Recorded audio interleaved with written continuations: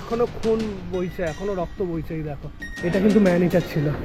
টাইগারটার size just বিরাট বিরাট।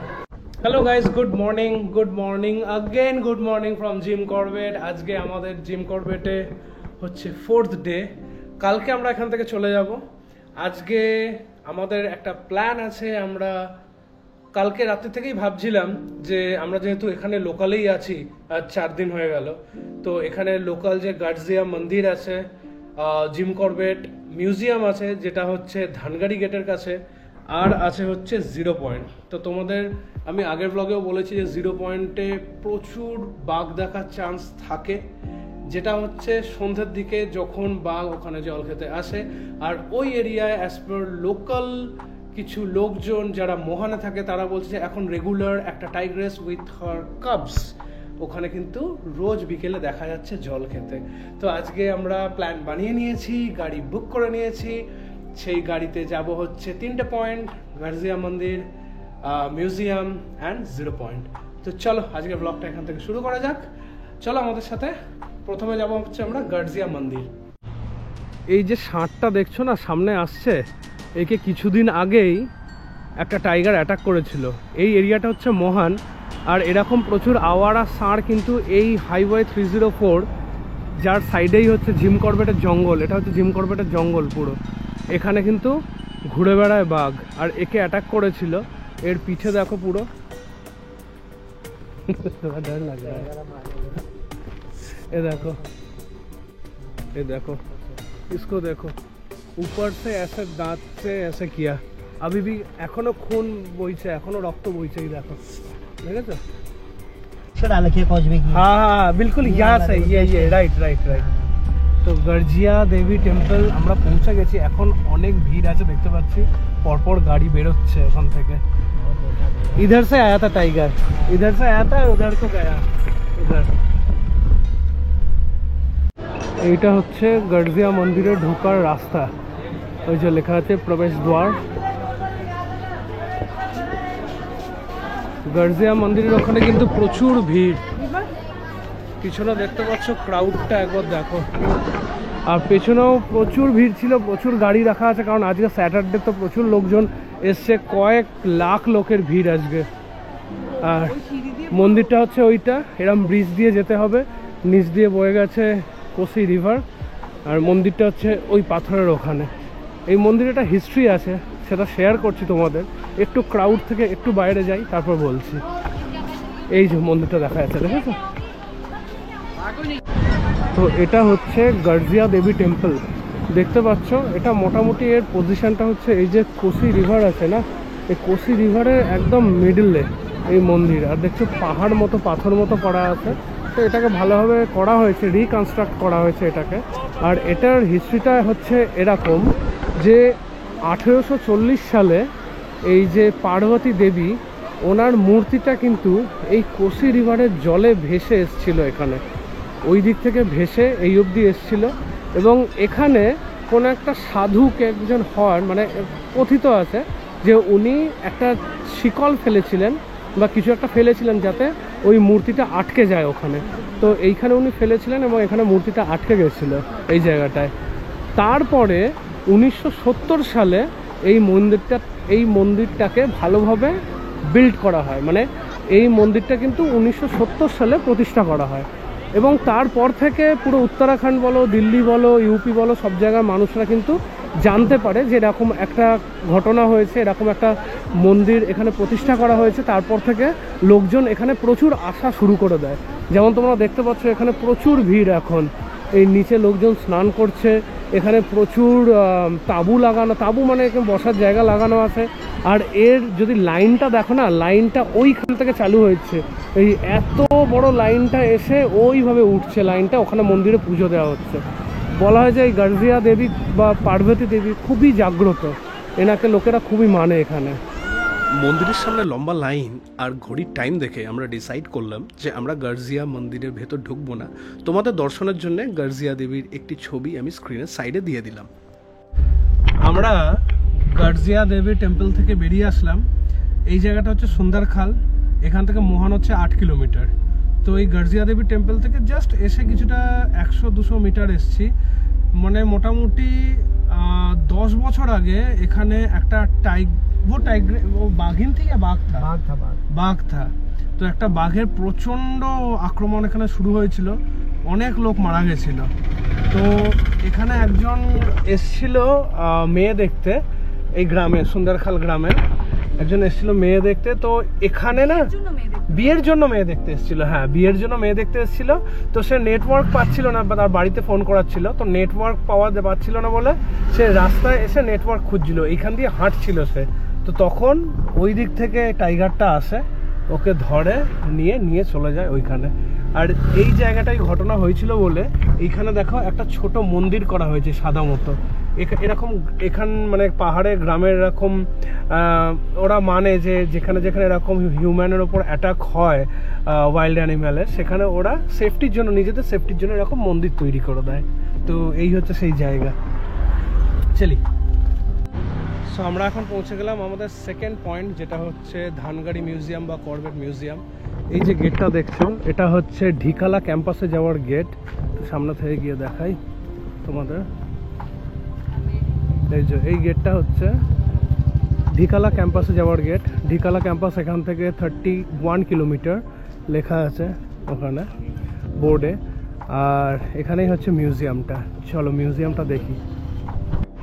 এইখানে দেখতে পাচ্ছি জিম কর্বেটের কিন্তু একটা মূর্তি করা আছে এখানে লেখা আছে জিম কর্বেট জন্মেছিলেন 1875 আর উনি মারা গেছিলেন 1955-এ। জিম এডওয়ার্ড জেমস কর্বেট ওনার পুরো নাম ছিল। আর এইখানে তোমরা টিকিটটা পেয়ে যাবে। আর এই যে হচ্ছে গেট, আর এই যে জায়গাটা দেখছো এই গেটটা হচ্ছে ঢিকালা যাওয়ার গেট। মানে এই গেটটা খুলবে 15 নভেম্বর থেকে ঢিকালায় কিন্তু সাফারি চালু হয়ে যাবে, তখন এই গেটটা খুলে দেবে। আর মিউজিয়ামটা হচ্ছে ওটা, আমরা এখান থেকে টিকিট নেব আর মিউজিয়ামে ঢুকবো। তো এখান থেকে টিকিট নিয়ে নিলাম, 100 টাকা করে পার হেড টিকিট পড়বে এই কর্বেট মিউজিয়ামে ঢোকার জন্য। এখানে মিউজিয়ামে ঢোকার মুখেই এরকম তোমরা দুটো বোর্ড দেখতে পাবে, যেখানে লেখা আছে উত্তরাখণ্ড প্রজেক্ট এরিয়া। এখানে কোথায় কি আছে, ইনস্টিটিউট আছে, ইকো পার্ক আছে, এয়ারপোর্ট, ট্রেন, এইগুলো আছে লেখা উত্তরাখণ্ডের। আর এইখানে আছে কর্বেট টাইগার রিজার্ভের কোথায় কি আছে। যেমন ধরো এখানে হচ্ছে এই যে গার্জিয়া দেবী টেম্পল আছে, এখানে ধানগাড়ি গেট আছে, এখানে আমরা আছি, এখানে মোহন। তো এর ভেতর দিয়ে গিয়ে যেমন এখানে ঢিকালা ক্যাম্পাস আছে, এটা হচ্ছে তোমার রামনগর যে ওয়াটার রিজার্ভ আছে এটা এখানে। তো এখানে দেখতে পাবে ফরেস্ট রেস্ট হাউস আছে, এই যে যেগুলো দেখতে পাচ্ছ এগুলো হচ্ছে ফরেস্ট রেস্ট হাউস। তো এরকম একটা ম্যাপ এখানে করা আছে। এই হচ্ছে মিউজিয়াম, আর মিউজিয়ামের বাইরে দেখো এরকম একটা বাঘের মূর্তি করা আছে, বাঘটা ঝাঁপাচ্ছে।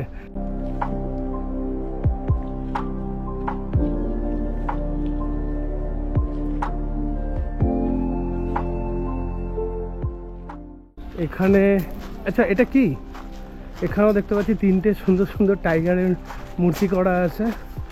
আর এটা হচ্ছে হ্যামিল্টন জেট বোট। আচ্ছা Hamilton jet boat, this one of the 3 boats used by Sir Edmund Hillary, the first mountaineer to scale Mount Everest during his ocean to sky expedition. তো এখানে অনেক বড় একটা ডেসক্রিপশন লেখা আছে, এটা আমি এমনি গোপ্রোতে উঠিয়ে নিলাম আমার ক্যামেরায়, এত পড়ার টাইম নেই। এইখানে এই বোটটা রাখা আছে দেখো ভেতরে, এই যে বোটটা। এখানে দেখো এদের টিভিতে ছোট ছোট করে ছবি চলছে, ফরেস্ট গার্ড যারা আছে, ফরেস্ট রেঞ্জার যারা আছে, তাদের সমস্ত অ্যাক্টিভিটির ছবি চলছে। যেমন এই যে হাতির পিঠে চড়ে টহল দিতে বেরিয়েছে ফরেস্ট অফিসার। আর এইখানে দেখো জিম কর্বেট এরমভাবে শিকার করতেন, এই জিম কর্বেট সাহেব শিকার করছেন এরকম মাছান বানিয়ে। এই যে এই ঘটনাটা তোমরা দেখছো, এই ইনসিডেন্টটার একটা ছোট্ট রেপ্লিকা এখানে করা হয়েছে। আর এই ইনসিডেন্টটা কিন্তু এইখানে এলাবোরেট করা আছে। তোমরা দেখতে পাচ্ছ যে এই জিম কর্বেট, তার সাথে এই যে পাগড়ি পরা পাঞ্জাবি একজন আছেন, ওনাকে কিন্তু এখানেও দেখা যাচ্ছে জিম কর্বেটের পিছনে উনি দাঁড়িয়ে আছেন। আর এখানে লেখা আছে ফ্রম হান্টার টু কনজারভেশনিস্ট। মানে জিম কর্বেট কিন্তু 1930-তে উনি প্রথম একটা ডাক মেরেছিলেন, ওইখান থেকে কিন্তু উনি হান্টার হয়ে যান। এবং তারপরে উনি প্রচুর উনি বাঘ, লেপার্ড, বাঘ, হাতি এসব শিকার করেছেন ওনার লাইফে। এবং কিন্তু লাস্টে উনি একজন কনজারভেশনিস্ট হয়ে যান, মানে উনি কিন্তু ওয়াইল্ড লাইফ মারা একদম বন্ধ করে দেন এবং ওয়াইল্ড লাইফে কী করে সংরক্ষণ করা যায় সেই পথে উনি কিন্তু যান। এই যে এই লেপার্ডটাকে দেখতে পাচ্ছি, এটা কিন্তু অরিজিনাল লেপার্ড, মানে এই যে লেপার্ডের যে ওপরের খালটা দেখতে পাচ্ছ না, এটা কিন্তু অরিজিনাল। আর এর হিস্ট্রি লেখা আছে, এছাড়া লেখা আছে যে এই যে প্যান্থার যেটা, this panther died owing to internal haemorrhage, এই যে লেখা আছে এই প্যান্থারটা ইন্টারনাল হ্যামারেজ থেকে মারা গেছিলো এবং এটাকে মিউজিয়ামে কিন্তু সংরক্ষণ করা হয়েছে এভাবে। আর এর উল্টো দিকে দেখতে পাচ্ছি আরেকটা আছে, এটাও কিন্তু একটা লেপার্ড, এই যে দেখো।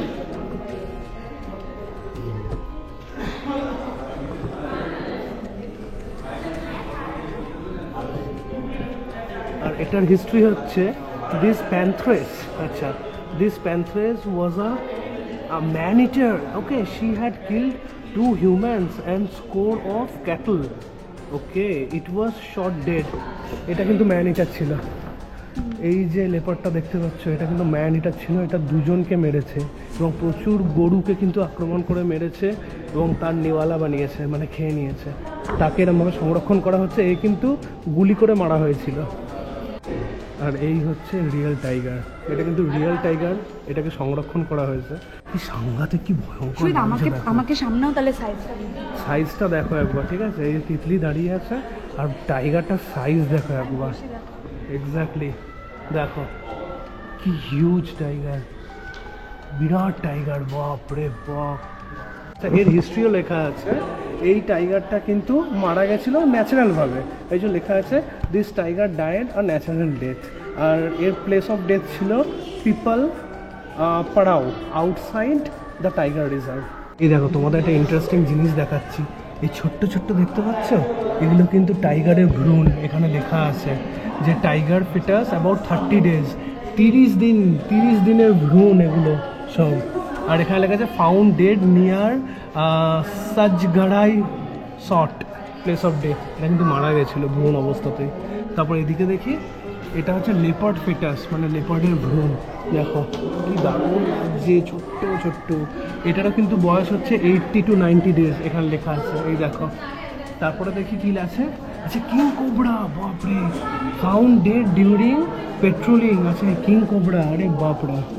এই যে ভেতরে দেখো, একটু আলোটা দেখো, এই দেখো কিং কোবরা, এটাও কিন্তু মারা গেছে, মুখটায় দেখো, ঠিক আছে। আর এইদিকে হচ্ছে হরিণ, স্পটেড ডিয়ার, এই যে spotted deer foetus about 5 months এটা। আর ডেট হচ্ছে 1980-তে এদেরকে, এটা কিন্তু মারা গেছিলো। এই দেখো স্পটেড ডিয়ারের ফিটাস। এই যে দেখতে পাচ্ছ, এটা হচ্ছে কিন্তু একটা টাইগার কাব, দেখো।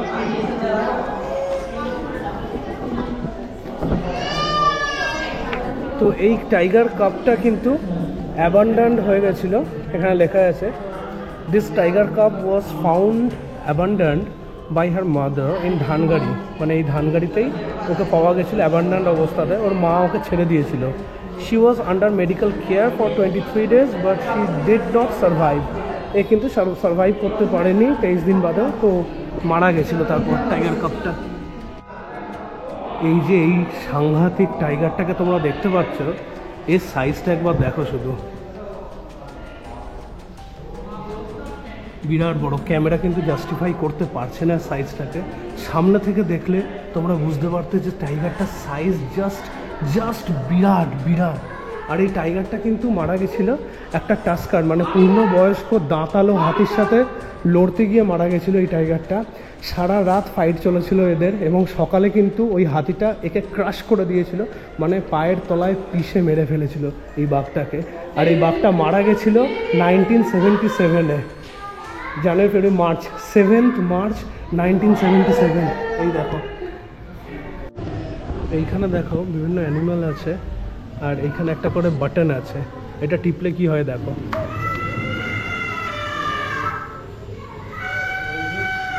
এদের কিন্তু সাউন্ড শোনা যাচ্ছে, দেখো লাঙ্গুরের সাউন্ড। দেখো এখানে খুব সুন্দর একটা 3D প্রজেক্টর করা আছে এবং ওখানে দেখতে পাচ্ছি আমরা দুজন দাঁড়িয়ে আছি, আমাদের সামনে দেখো আউল উড়ে আসছে, এই দেখো, ওয়াও কি দারুণ, পুরো সামনে চলে আসছে আউলটা, অসাধারণ লাগছে। এখানে আরেকটা লেপার্ডকে দেখতে পাচ্ছি। দেখো লেপার্ডটাকে দেখতে খুব কিউট লাগছে। হ্যাঁ, বড় বড় কুকুরগুলো হয় না, যেমন গ্রেট ডেন, ওদের মতোই সাইজ। তারপর দেখো, এই দেখো, কিন্তু এই লেপার্ডটার হিস্ট্রি দেখো তোমরা, দেখেছো? এই লেপার্ডটা কিন্তু একটা ম্যান ইটার ছিল ইন সল্ট এরিয়া আলমোড়ায় and had kill 6 children. It was shot dead. 6 জনকে মেরে দিয়েছিল। আর এটা বলে যে টাইগারদের 5 খুন মাফ, 6th খুন যখন ওরা করে, 6th হান্ট যখন ওরা করে, সেটা হচ্ছে হিউম্যানের উপর, তখন কিন্তু ওদের শট টু ডেথ এইটা জারি করা হয়, মানে এদের গুলি করে মেরে দেওয়া হয়।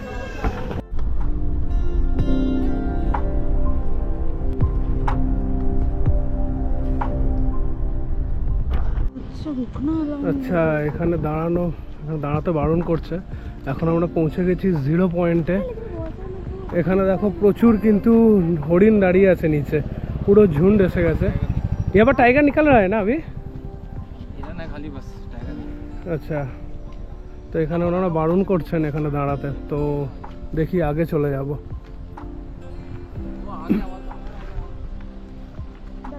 ফরেস্ট ডিপার্টমেন্টের লোকজন এখানে আছে, সবাই বন্দুক টন্দুক নিয়ে আছে, ফরেস্ট ডিপার্টমেন্টের লাঠি সোটা নিয়ে আছে। নিচে পুরো হরিণের ঝুন্ড। চলো। 0 পয়েন্টে তো দাঁড়াতে দিল না, ওখানে চেক ইন চলছে, জানি না কেন বা কিছু ইনসিডেন্ট হয়েছে সেটা ফরেস্ট ডিপার্টমেন্ট বলছে না, খালি বলছে যে গাড়ি থেকে নামবেন না, এখানে চেক ইন চলছে, ফাইন করছে। তো ওখান থেকে চলে আসলাম। এই দেখছো এই রাস্তাটা ওই দিকেই যাচ্ছে, তো ওই দিক থেকে সোজা এসে এখানে এরকম একটা চওড়া জায়গা আছে, এখানে গাড়ি দাঁড় করিয়ে আমরা দাঁড়ালাম। আর এখান থেকেও কিন্তু সেম ভিউ দেখা যাচ্ছে। এখানে নিচে প্রচুর স্পটেড ডিয়ার আছে এবং বাঘ এখানেই বেরোয়। তো যদি বাঘ বেরোয় তো সেটা আমি ফোনে ক্যাপচার করব, কারণ গোপ্রোতে অবভিয়াসলি হবে না, কারণ জুম করতে হবে আমায়। अच्छा, उनके पीछे जैकल थे 3। हाँ, और वो मतलब उन पे चार्ज कर रहे थे हिरन पे, एक को गिराने के चक्कर में। अच्छा। हाँ, টাইগার কিন্তু এইখানটাতেই আছে, এইখানটা পুরো খোলা। আর যে টাইগ্রেসটা আছে তার কাবের সাথে, সে এইখানেই কোথাও ওর বাসা আছে এই নিচের দিকে। তো এই দিক থেকেও বার হয়, নিয়ে ওই দিকে যায় ওই ফরেস্টটায়, আবার ওই ফরেস্টটা থেকেও বার হয়ে এদিকে আসে। এখানে জল খায় আর প্রচুর হরিণ আছে, ওদের শিকার করে। আর এই লেট ইভিনিংয়েই ওরা করে এটা। এই আর কিছুটা গেলেই 800 1 কিলোমিটার মতো গেলে মোহান পড়বে।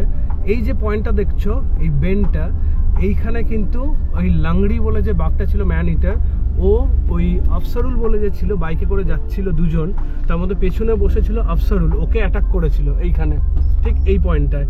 ওই পয়েন্টে বসেছিল, ওই দিক থেকে আসছিল আর ও দেখে অ্যাটাক করেছিল বাইকের ওপর। দুজনেই বাইক থেকে পড়ে যায়। তার মধ্যে আফসারুল পেছনে ছিল, ওকে নিয়ে ওই টাইগ্রেস যে ছিল লাংড়ি, ও কিন্তু চলে যায়।